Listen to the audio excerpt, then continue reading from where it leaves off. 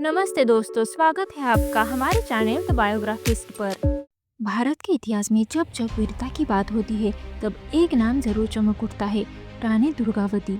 वो ना तो किसी साम्राज्य की उत्तराधिकारी थी, ना किसी बड़े राजवंश की बेटी, पर उन्होंने वो किया जो उस युग के कई राजाओं ने भी नहीं किया। मुगल साम्राज्य की सेनाओं का सामना खुले रण में। ये कहानी है गोंडवाना की उस रानी की जिसने अपनी आखिरी सांस तक लड़ना चुना पर आत्मसमर्पण नहीं किया। 16वीं सदी का भारत। दिल्ली में मुगल सम्राट अकबर का शासन तेजी से फैल रहा था। उत्तर भारत के अधिकांश राज्य उसके अधीन आ चुके थे। ये वो दौर था जब मुगल साम्राज्य अपनी चरम सीमा की ओर बढ़ रहा था और अकबर के सेनापति विभिन्न क्षेत्रों को जीतकर अपनी प्रतिष्ठा बढ़ा रहे थे। मध्य भारत का एक क्षेत्र था गोंडवाना, जो आज के जबलपुर, मंडला, सिवनी और आसपास का इलाका है। ये राज्य गोंड राजवंश द्वारा शासित था, जो मूल रूप से आदिवासी गोंड जनजाति से जुड़ा हुआ था। गोंडवाना की स्थापना 14वीं सदी में हुई थी, जो गोंड राजाओं ने स्थानीय काबिलों को एकजुट कर शक्तिशाली राज्य बनाया था। एक तरफ गोंडवाना सोना, हीरे, जंगल और नर्मदा नदी से संपन्न था, तो दूसरी तरफ ये क्षेत्र जंगलों, नदियों और पहाड़ों से घिरा था, जिसने इसे प्राकृतिक रूप से मजबूत बनाया था। राजधानी थी गढ़ाकटांगा, जो व्यापार और संस्कृति का केंद्र थी। रानी दुर्गावती का जन्म 5 अक्टूबर 1524 को कलिंजर किले में हुआ था। वो चंदेल राजवंश की राजकुमारी थी, जो महोबा के राजा कीर्तिवर्मन की पुत्री थी। चंदेल राजवंश मध्यकालीन भारत का प्रसिद्ध राजवंश था, जिसने खजुराहो मंदिरों का निर्माण किया था। सन 1542 में मात्र 18 वर्ष की आयु में रानी दुर्गावती का विवाह राजा दलपत शाह से हुआ था, जो गोंडवाना के राजा संग्राम शाह के पुत्र थे।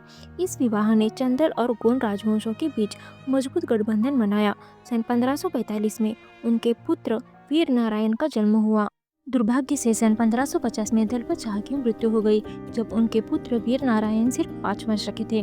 रानी दुर्गावती ने अपने पुत्र के नाम पर शासन संभाला और राज्य को न सिर्फ स्थिर किया बल्कि उसे समृद्ध भी बनाया। उनके शासन में सड़कों का निर्माण हुआ, न्याय व्यवस्था सुधरी, सिंचाई योजनाएं बनी और प्रजा खुशहाल हुई। रानी खुद एक कुशल योद्धा थी, घुड़सवारी, तीरंदाजी, शिकार में निपुण। इतिहासकारों के अनुसार उन्होंने राज्य की सीमाओं का विस्तार किया और पड़ोसी राज्यों से संघर्ष में विजय प्राप्त की, जैसे कि मालवा के पास बहादुर को हराया। पर समृद्धि हमेशा शक्ति को आकर्षित करती है। इसी कारण मुगलों की नजर गोंडवाना पर पड़ी।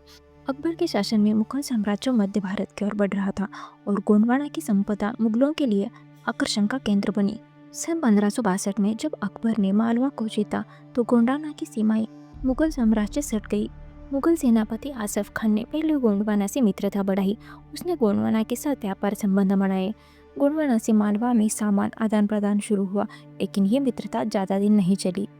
आसिफ खान ने अकबर से अनुमति लेकर गोंडवाना पर आक्रमण की योजना बनाई। उसने रानी दुर्गावती को संदेश भेजा, मुगल साम्राज्य की अधीनता स्वीकार करो, अन्यथा युद्ध होगा। रानी दुर्गावती ने स्पष्ट रूप से इसे इनकार कर दिया। उन्होंने कहा कि वो मौत चुनेगी, लेकिन आत्मसमर्पण नहीं करेगी।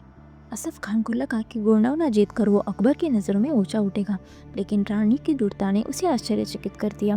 रानी दुर्गावती को जैसे ही सूचना मिली कि मुगल सेनाएं बढ़ रही है, उन्होंने अपने छोटे से राज्य की हर शक्ति को संगठित किया।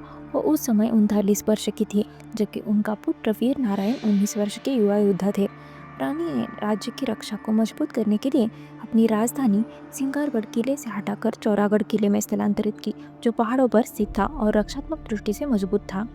रानी दुर्गावती की सेना में लगभग 20,000 सैनिक थे, मुख्य रूप से गोंड आदिवासी योद्धा जो जंगलों में लड़ने में निपुण थे। उनके पास कुछ युद्ध हाथी, घोड़े और सीमित तोपखाने थे। वहीं आसफ खान की सेना 3 गुना बड़ी, यानी लगभग 50 से 60,000 सैनिक, घोड़ों की सवारियां, आधुनिक बंदूकें और कई सारे तोपखाने। फिर भी रानी ने कहा, युद्ध का परिणाम भले ही निश्चित हो, लेकिन हमारे आत्मा पराजय नहीं होनी चाहिए।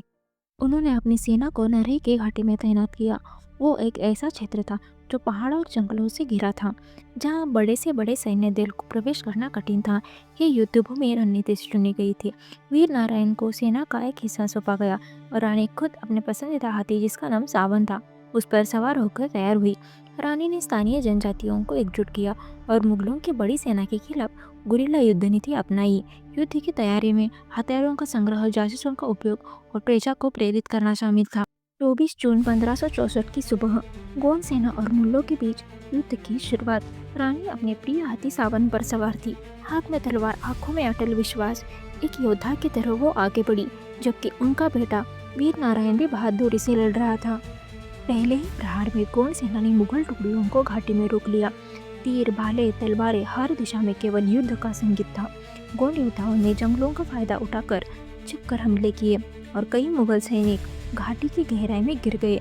वीर नारायण ने मुगल सेना को 3 बार पीछे धकेला, परंतु जब युद्ध लंबा खींचा, मुगल तोपें पास आ गई। एक गोला रानी के हाथी के पास फटा, वो घायल हुआ और रानी के कान के पास एक तीर लगा तो दूसरे तीर ने उनके गले को घायल किया। उनके सैनिक बोले, रानी पीछे हटिए। रानी ने कहा, जिस भूमि पर मेरा रक्त गिर चुका है वहां से पीछे हटना पाप होगा। रानी ने महसूस किया कि अब शत्रु उन्हें जीवित पकड़ना चाहता है। उन्होंने अपनी तलवार निकाली और अपने प्राणों की आहुति दे दी।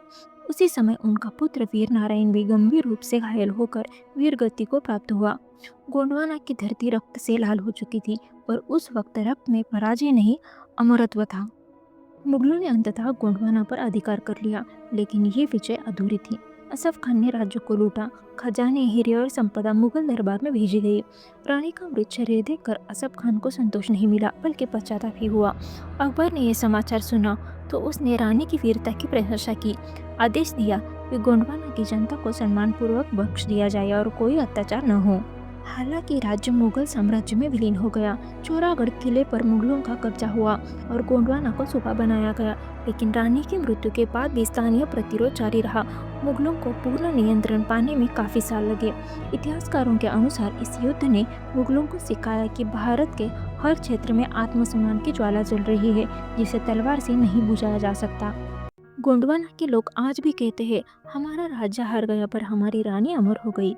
रानी की समाधि जबलपुर के पास बनी है, जो आज भी उनकी वीरता की गवाही देती है। रानी दुर्गावती की मृत्यु ने मध्य भारत में एक गहरी छाप छोड़ी। उनकी कथा ने आने वाली रानियों को, जैसे झांसी की रानी लक्ष्मीबाई, सबको प्रेरित किया कि स्त्री केवल कोमलता का प्रतीक नहीं, बल्कि बलिदान और साहस की प्रतिमूर्ति भी है। तो दोस्तों, ये थी रानी दुर्गावती की कहानी। अगर आपको वीडियो पसंद आया तो लाइक शेयर ज़रूर करें और हमारे चैनल को सब्सक्राइब करना ना भूलें। तो मिलते हैं अगले वीडियो में ऐसे ही और एक कहानी के साथ। तब तक के लिए जय हिंद। Thanks for watching.